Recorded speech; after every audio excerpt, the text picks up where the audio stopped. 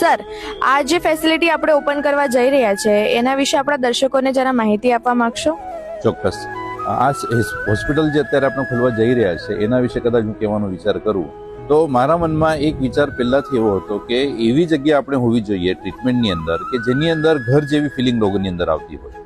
લોકો અત્યારે એવું હોય છે કે હોસ્પિટલ નામ કહીએ તો હોસ્પિટલની અંદર ડરીને લોકો જતા હોય છે, અથવા તો કોઈ ખબર પડે કે કોઈ હોસ્પિટલાઇઝ થયું છે તો લોકોની સાંભળવાવાળા લોકોની અંદર પણ ડર પેદા થઈ જતો હોય.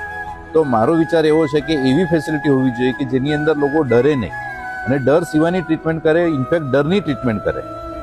એટલે આ હોસ્પિટલની અંદર આ બધા જ સાધનો ગણો અથવા લોગો ગણો અથવા તો ફેસિલિટી ગણો એવા મૂકવાનો પ્રયત્ન કર્યો છે કે જેની અંદર ડર નામની વસ્તુ સૌથી પહેલા દૂર થાય.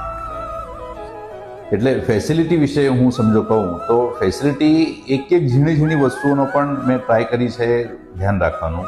જેમ કે બેડની વાત કરીએ તો મારા મગજમાં બેડ જ્યારે મેં સિલેક્ટ કરેલા ત્યારે એવો વિચાર કરેલો કે પેશન્ટ આવે ત્યારે એને એવું લાગવું જોઈએ કે હું એક દિવસ માટે નહીં પણ અહીંયા 4 થી 5 દિવસ હું રોકું અને હજી સારામાં સારું રિઝલ્ટ લઈને અહીંથી બહાર નીકળું.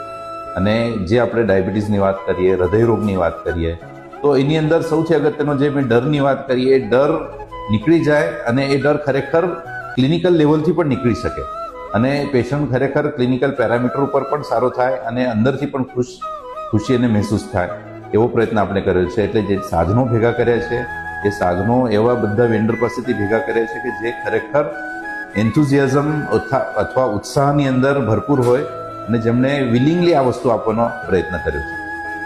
એટલે આ હોસ્પિટલની ફેસિલિટી વિશે હું સમજો કહેવાનો પ્રયત્ન કરું તો આ હોસ્પિટલની અંદર આપણે હૃદયરોગ, ડાયાબિટીસ, બ્લડ પ્રેશર આ બધા તો ખરા જ, પણ આ હોસ્પિટલને આપણે સુપર મલ્ટી સ્પેશિયાલિટી હોસ્પિટલ જે આયુર્વેદ રીતના ડિસીઝને સારો કરવાનો પ્રયત્ન કરીએ છીએ એવી રીતના હું ઓળખાવાનો પ્રયત્ન કરીશ.